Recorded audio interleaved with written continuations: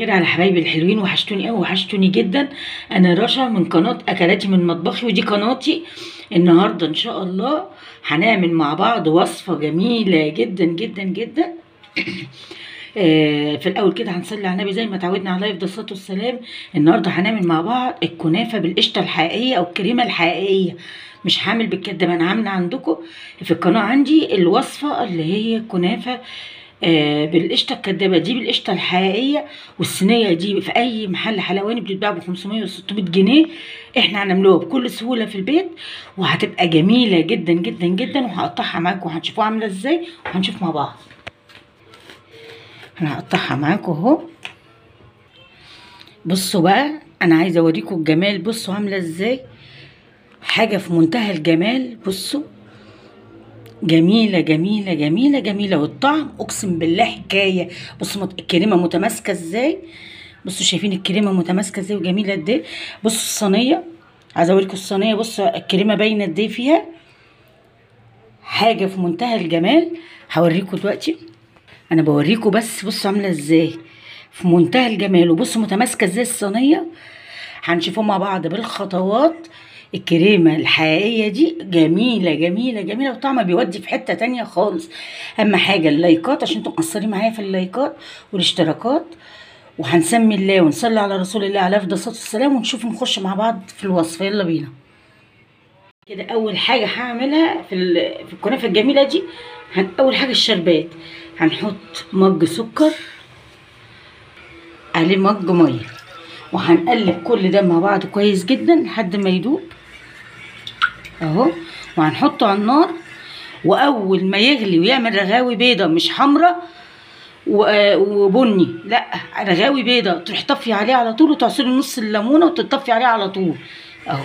هنحطه دلوقتي على النار. واهم حاجه، انا معروفه عني في الشربات احب اغطيه عشان ما يسكرش مني. انا احطه على النار، وبعد ونشوف الخطوه الجايه هنعمل ايه. اول حاجه ده كده هنجيب بوله ونحط فيها، ده معايا نص كيلو كنافه. هنبدا بقى ايه نفكه. انا طبعا متلجاه، ولو عايزه تجيبي طازه عادي مفيش مشاكل، وقصيه بالمقص مفيش اي مشاكل. انا جايباه مفرزاه عندي كده في الفريزر، واهو هبدا بقى اكسر فيه اهو. انا عايزاه متكسر كده.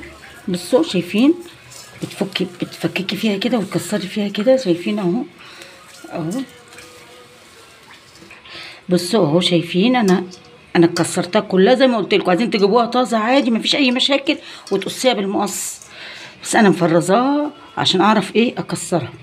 دلوقتي في الخطوه دي هنعمل ايه. هنحط 5 معالق كبار سكر بودره. طبعا تقولي لي سكر خشن، ما ينفعش خالص سكر خشن تحطي سكر بودره كده. انا حطيت 5 معالق. فايده السكر البودره انه بيخلي الكنافه متماسكه زي ما شفتوا كده، ومظبوطه، ولونها جميل جدا. بتخلي اللون حلو وتخليها متماسكه. اهم حاجه تقلبي السكر كويس جدا على كل الكنافه اهي. شايفين انا قلبت اهو، شايفين التقليب كده بيبقى جميل جدا وحلوه جدا اهو. انا قلبت السكر كله كويس جدا. اوعي تحطي سكر خشن، حطي سكر ناعم. دلوقتي في الخطوه الثانيه معايا كوبايه سمنه على زيت، نصها سمنه ونصها زيت. عايزه تحطي كوبايه سمنه بس مفيش اي مشاكل. زيت طبعا لوحده مش هيدي الطعم اللي هو الجميل اللي بتدوقيه في المحلات الجاهزه دي. فطبعا هتحطي نص سمنه على زيت، عاوز تحطي سمنه بس مفيش اي مشاكل. هنحط كده اهو. وبعدين بقى هنبدا ايه نمسكها دعكه في بعضها كلها كده عشان تشرب من السمنه بتاعتنا اهي. بصوا شايفين اهو، دعكه كويس جدا. ان لازم تدعكيها كويس جدا انها كلها تتشرب من السمنه. شربتها من السمنه كويس جدا اهي. بص السمنه اتشربت في كل الكنافه اهي. شايفين المنظر اهي، السمنه بالسكر خلاص اهو. شايفين معايا كده صينيه مقاس 28، وهتدهنيها كويس قوي بالسمنه. سيحت سمنه وحطيتها كده اهو. وهناخده، هاخد نص الكنافه، وانا هاخد معايا نص الكنافه اللي انا عاملاها اهو. اهي. هنحط دلوقتي، هنضغط عليها كويس جدا اهو. هنضغط على الكنافه كويس جدا جدا اهو. انا عايزه اضغط عليها تبقى متكبسه تكبيسه جامده جدا. عايزه تجيبي مقاس صينيه اقل منها وتحطي كيسه نايلو كده وكيس التلاجة او كيسه نايلو وتضغطي بيها ماشي. انا دلوقتي هعمل ايه بقى في الخطوه دي؟ هنكبس بالهراسه كده. شايفين انا بعمل ايه؟ انا عايزاها متكبسه كويس جدا. بصوا انا بكبسها جامد ازاي اهو. كبستها جامد جدا زي ما قلت لك. ما عندكيش الهراسه هتجيبي كيس تلاجة وتفرجيه وبصينيه اصغر من دي مقاس 26 واضغطي بيها، هتبقى برضو جميله جدا وتدي نفس النتيجه اهو. شايفين انا عملتها ازاي؟ هنعمل ايه بقى في الخطوه دي؟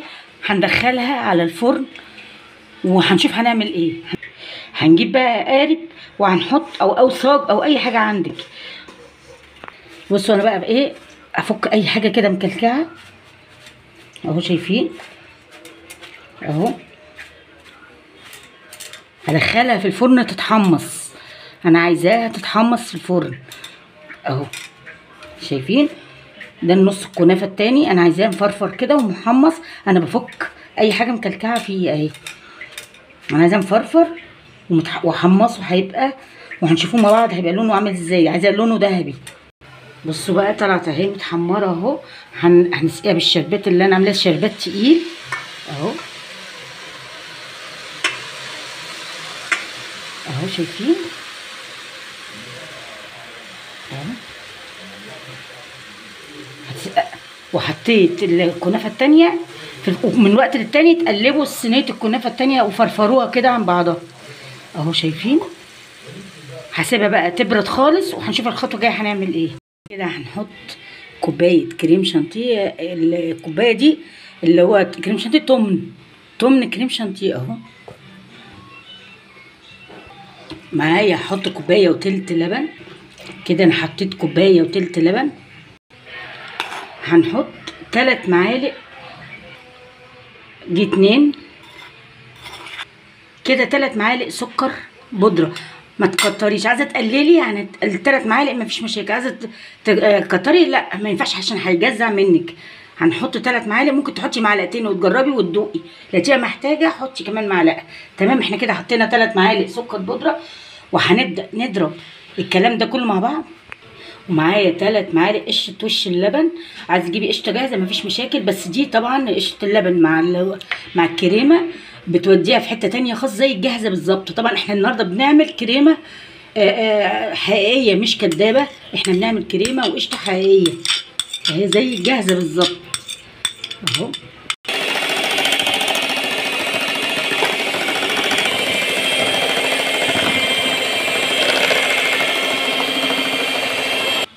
بصوا بقى الكريمه متماسكه ازاي. بصوا شايفين اهي متماسكه اهي.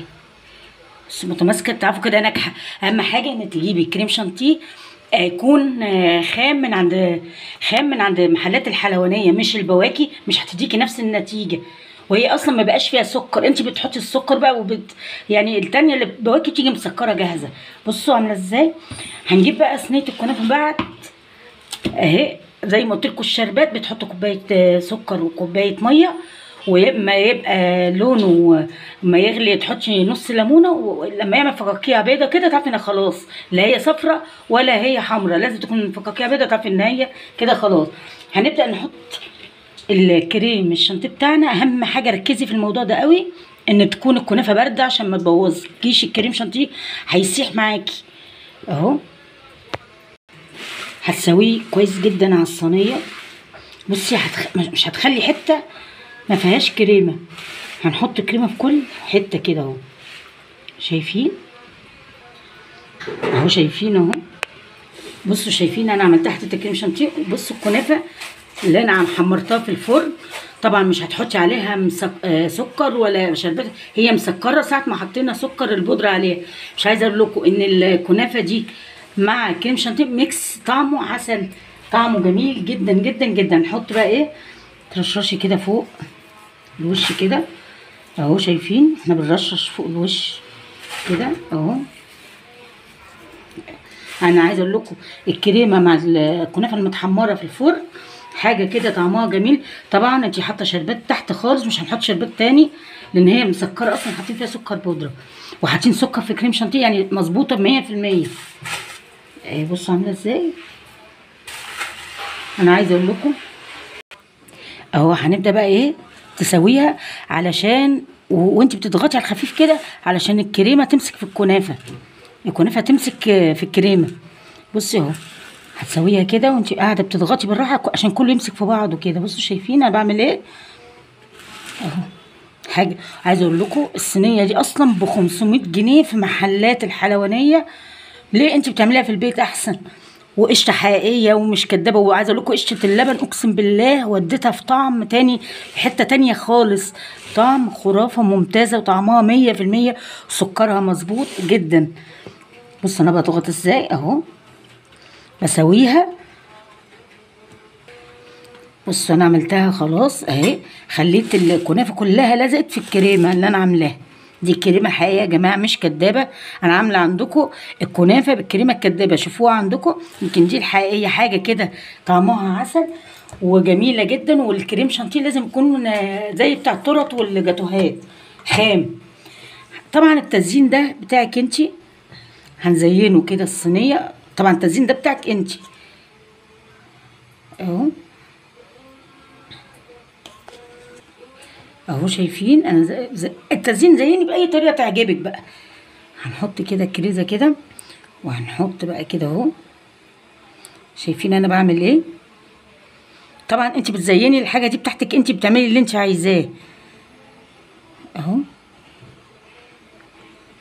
بصي انا زينتها اهو. بصوا شايفين طبعا التزيين ده بتاعك انت فاهمني. فعايز زيني بقى بالمكسرات باللوز بعين الجمل باي حاجه، حاجه دي براحتك جدا جدا جدا. ايه رايكم؟ طعمها تحفه تحفه تحفه. يا رب النهارده الحلقه بتاعتي النهارده تكون عجبتكم. ما تنسوش بقى اهم حاجه لايكات، انا زعلانه منكم انتوا مقصرين معايا قوي في اللايكات. اهم حاجه اللايكات والاشتراكات، واشوفكم على خير. باي باي.